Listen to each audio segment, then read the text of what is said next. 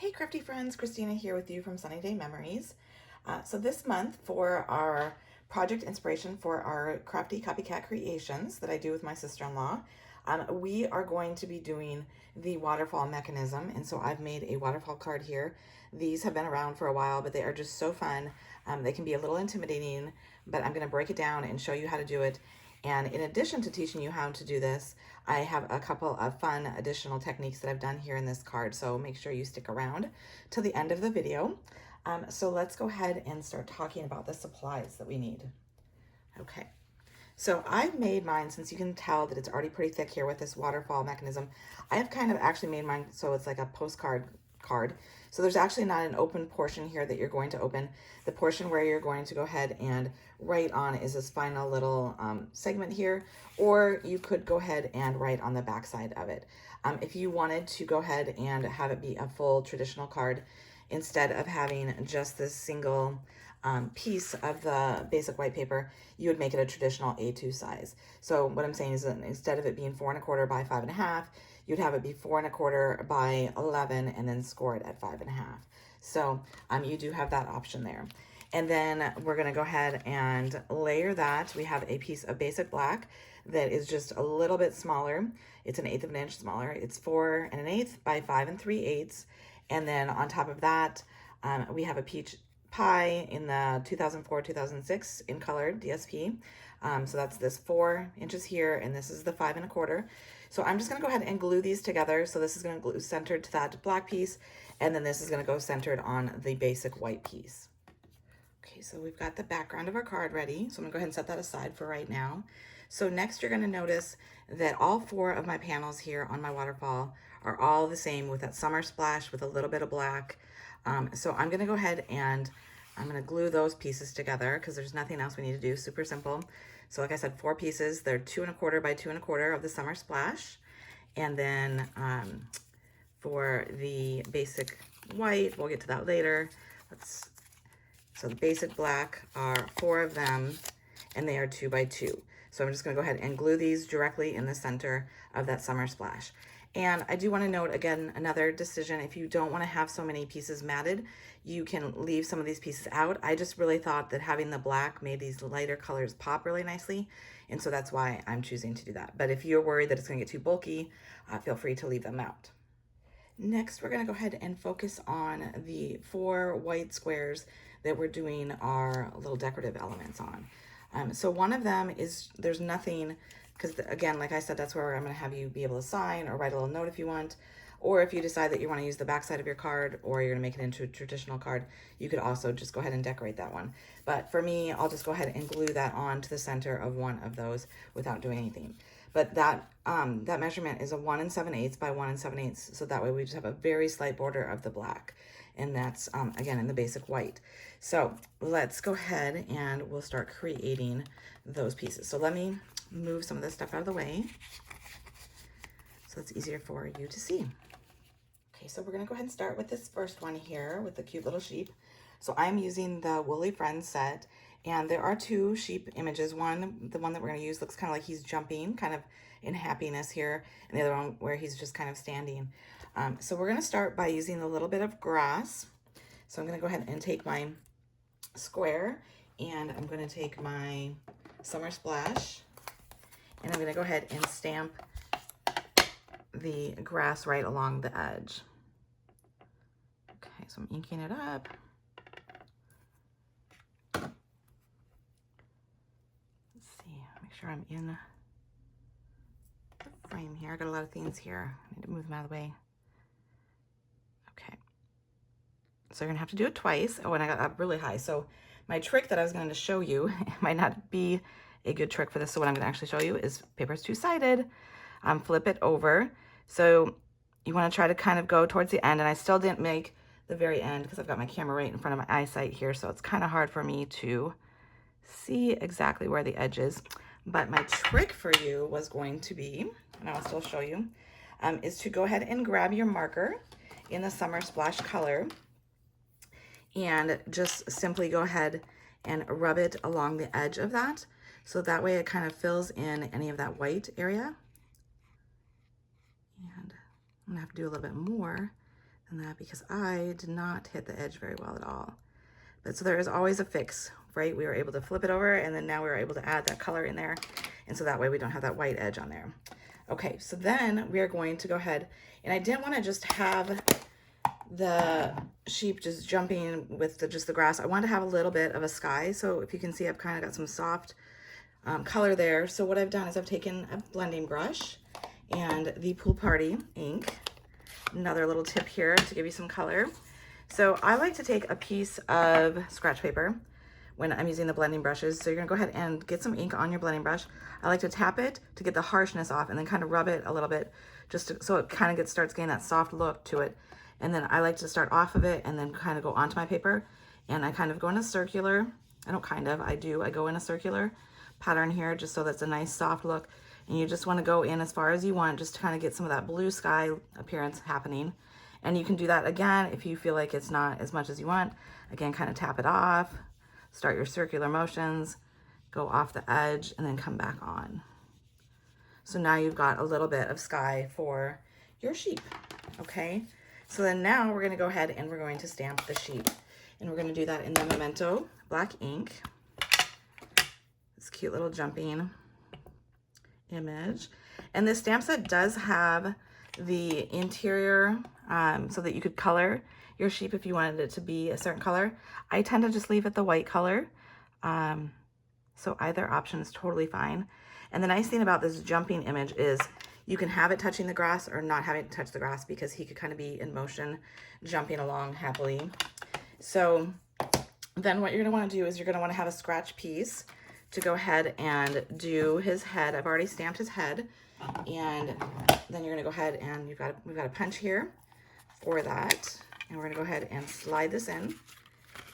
And you're gonna go ahead and center it so that it's in there how you want it. And what I always recommend is once you kind of get it where you want it and you want it to kind of stay, is you kind of start pressing down on the punch, like just a little bit, because then it starts to hold the paper in place.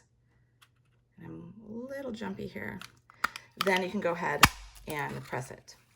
Okay, so I went ahead and glued it down onto one of my combo pieces here that we'd already glued earlier, and I glued his head down on there, and I did just glue it directly on there. On other projects, I've tended to put a little bit of a Stampin' Up! Dimensional or two behind it just to give his head height from his body. But because we have so much going on with the depth and bulkiness of this, I didn't want to add any extra to that, so that's why I just glued it flush on there. So let's go ahead and start working on our second panel. So we are going to go ahead and do another fun technique here. I could just stamp this sentiment here on there, the "You make me happy," but then it's just kind of floating out there. And I think by adding a little bit of color behind it like that and the splatters, it just kind of grounds it and it gives it a little bit more visual appeal. So I'm going to show you how I did that. So what I first did is what we were just doing with our little sky here is I took another blending brush and I went ahead and did the same thing where I got some ink on my brush. I tapped it off, started to go in a circular motion so it's light, because you can always bring more ink in, but you really can't take the ink away. So it's a good idea to just start soft. And so again, getting some ink, tapping that off, starting some circles, and then going back in until you get the intensity that you want. All right, next we're gonna go ahead and add the little splatters. So this is such an easy technique, but it adds, I think, just such a nice touch to it. So I'm kind of moving everything out of the way so I don't get any extra splatters anywhere. So I'm gonna go ahead and use my glass mat so that I have something that's easy to clean off of. And I'm just gonna go ahead and put a little bit of this peach pie ink down on there. That is actually way more ink than I need for this, but that's okay. And then I'm gonna go ahead and take a little bit of water, just a spray bottle, and I'm gonna add some water there just to get it more fluid so it's going to move easy. And I am taking the smallest paintbrush that I have. So if you have one that's smaller or maybe just a little bit bigger than this, the smaller the paintbrush, the easier you're gonna have little small splatters instead of big ones. And so that's why I like to use a really small one. And then you're just gonna go ahead and pick some of that up so it's got a lot of fluid on it. And then you're gonna use your finger on your non-dominant hand as kind of a guard, just so that it has something to hit against. And you're gonna tap your paintbrush against it. And that's gonna leave little splatters. And if you get really close, the little splatters are going to be bigger, and if you're further away, they're going to be smaller. So you just keep doing that until you get the intensity, the look that you're going for, okay? I've set that aside then to go ahead and dry. It really won't take much time to dry, but just to make sure it's dry before we go ahead and stamp that sentiment. So we're going to go ahead and move on to our third panel here. So I've already gone ahead and stamped the grass, since you've already seen me do that, and I just noticed I did not get it close to the edge, so I'm going to go ahead and take my marker again and do that same trick that we talked about earlier, and I'm just going to add a touch of that so that way it fills in that white space. And then I'm going to go ahead and I'm going to stamp my tulips in the Memento black ink. And I love that this stamp set has this, depending on how you say it, either base and shade or two-step stamping, so that it really makes it easy to go ahead and create a nice scene. So I'm going ahead and stamping the tulips. And then I'm going to go ahead and I'm going to grab my Summer Splash and fill in the leaves.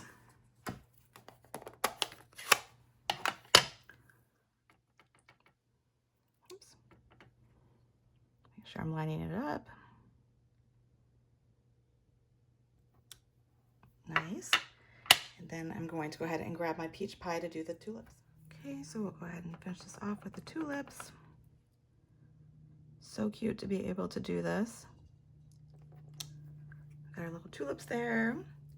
And now we'll go ahead and put the sentiment in the black, sending flowers and sunshine.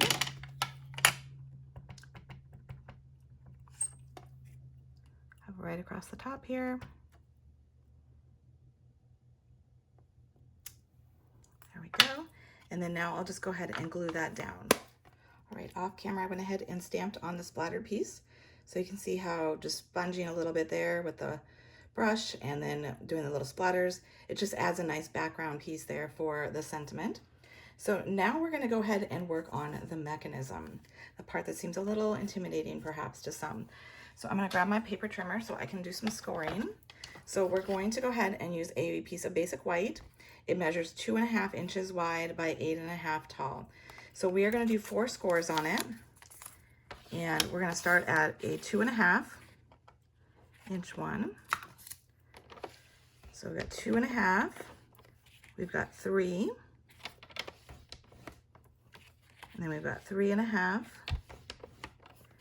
and 4. Okay, so we're going to go ahead and fold. I fold both ways on these score lines just so that it has got good ability to move. Okay,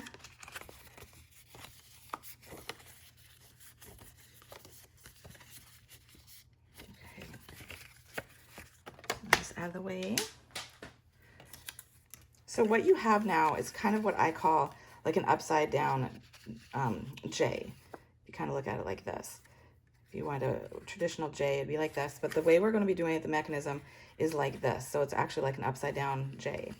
So what you're going to do is you're going to fold on that first, the top score line there. So you have the 3 below it, and you're going to want a really strong adhesive. I would say I'd recommend our tear and tape, just because this is going to get a lot of motion, like you saw, like me pulling and then pushing it back and then pulling and pushing back. It does, you know, you put effort into it. You don't want it to fall apart when the recipient goes to use it. So I would recommend a strong adhesive.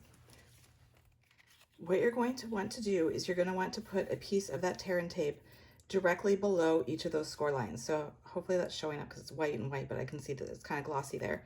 So I've got my first strip right underneath that score line there at the top, then right underneath the second one, underneath the third one, underneath the fourth one. And then you're going to go ahead and you're going to need 4 2.5 by 2.5 basic white squares. So what I want to note is if you're not using white for your upside down J for the mechanism, use the same color. Like, so if you're using blue, use blue squares, just so that they go together and it looks seamless. Okay. I did want to note that just in case you're not using the same color as I am. So then what you're going to do is you're going to go ahead, and I like to use my bone folder here just to really help rub along here to ensure that the adhesive sheathing will remove easily from this. And I'm going to use my pick tool to take off that backing.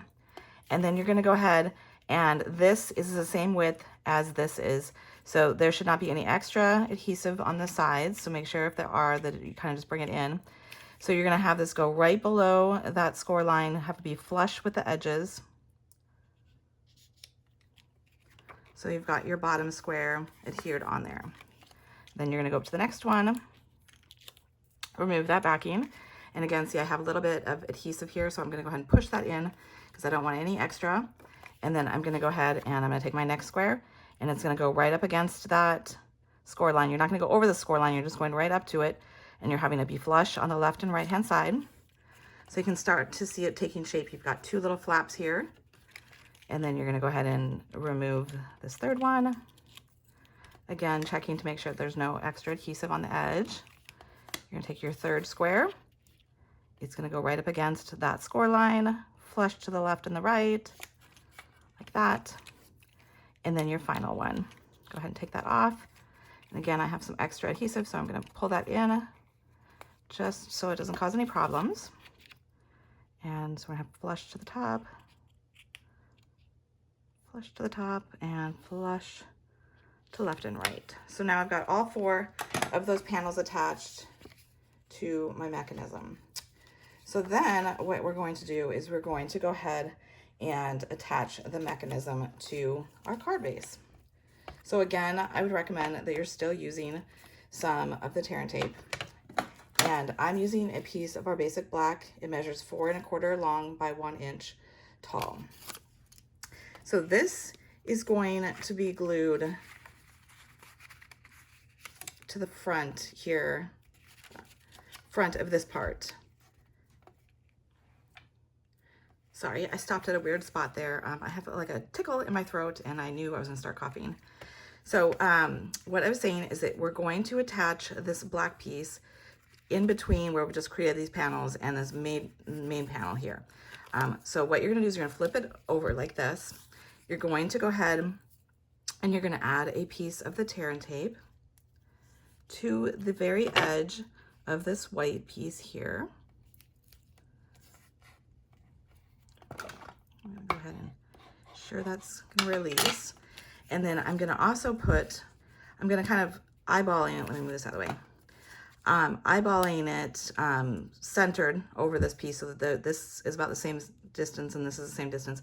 I'm gonna put another piece of the tear and tape on my black piece so that way it's catching in two places when we glue this. You'll understand what I'm saying in just a minute, but I'm all about making sure that if something is gonna get a lot of use, that it's going to last, that it's not gonna fall apart right away on the recipient. And so by doing it this way, it's gonna have 2 points of contact with the adhesive. Okay, so what we're doing here is we're gonna go ahead and remove the backing of that one, and we're gonna remove the backing of this one. All right, just like we did before, I'm gonna pull that extra adhesive in. So what I'm doing here is I'm gonna go ahead and close this so you can see.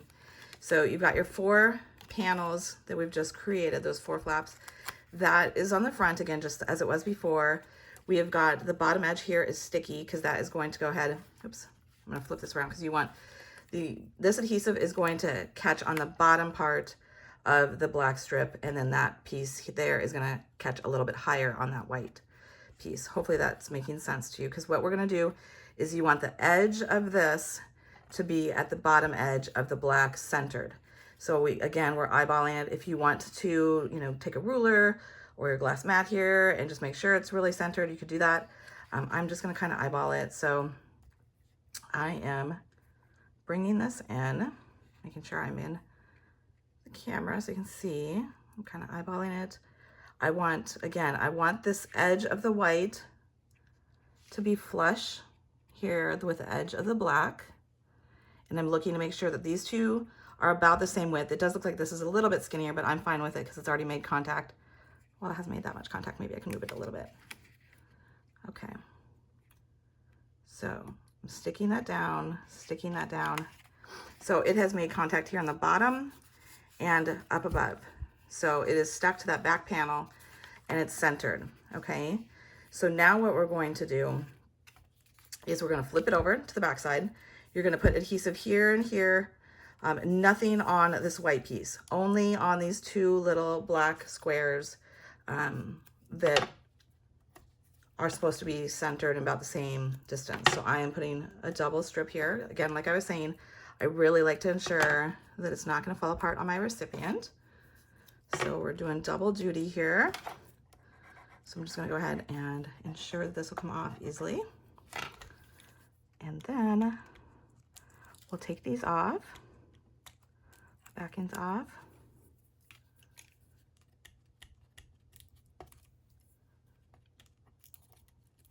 Okay. Again, making sure that there's no extra adhesive. And you're going to bring back in your panel or your card base, however you're doing it. And this time you want to center it so the top and bottom are about the same. And the edge of the black should go to the edge of the card, okay?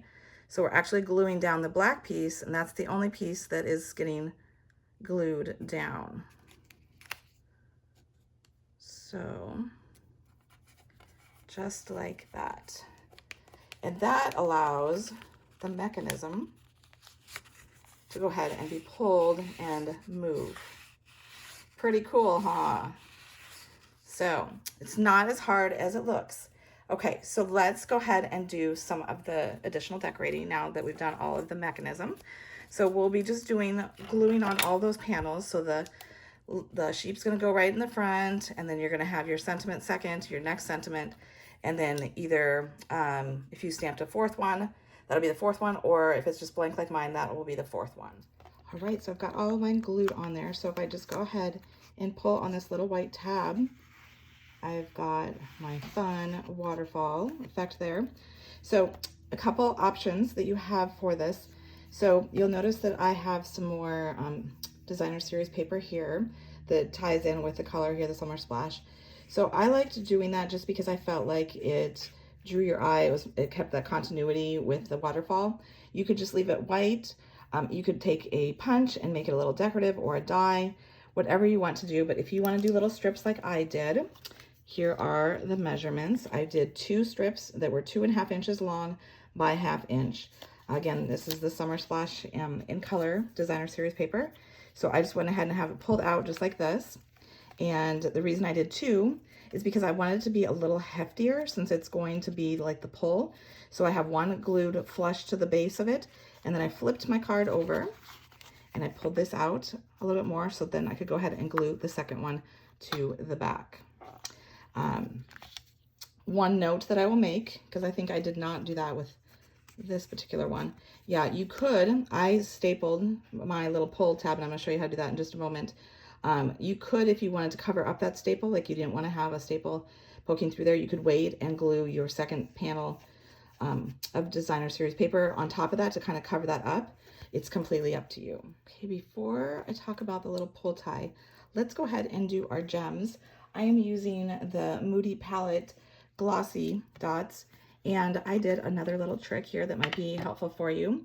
If you have alcohol markers, or even a Sharpie would work, you can change the color of your dots. So I knew that I would want to bring in that black because I was using that black matting. So I took and I colored my white dots here. I'm going to actually try coloring the cloud cover ones this time, because I think that they're light enough that when I take this black alcohol marker over it, it will still look black. So you might want to go over it a couple times, like color it, let it dry for a second, and then go over a second coat. But it is taking the color really nicely, and it almost looks a little bit like the Secret Sea color, too, if I'm being honest, taking the cloud cover and then the black on top of that. But let me just put it next to it and see. I think it looks the same. And that way I have some white ones left to go ahead and use for, I put one on each side here. So it's almost kind of like a little, like a nail or something, just kind of grounding that little mechanism holder. And I will tell you, these are tricky to pick up, mainly because they are so flat, but that's actually why I like using them, because they're so flat, that they don't pose a problem with mailing. Although you might not want to mail this card because it is pretty bulky. You might have to pay extra postage, but this might be the perfect card to hand deliver. If I'm being honest, just because of, like I said, the bulkiness of it. So, so I'm gonna just give those a second there to go ahead and dry.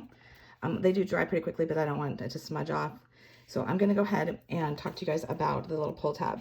So you could go ahead and just leave it like this and hope that your recipient then knows to go ahead and pull that.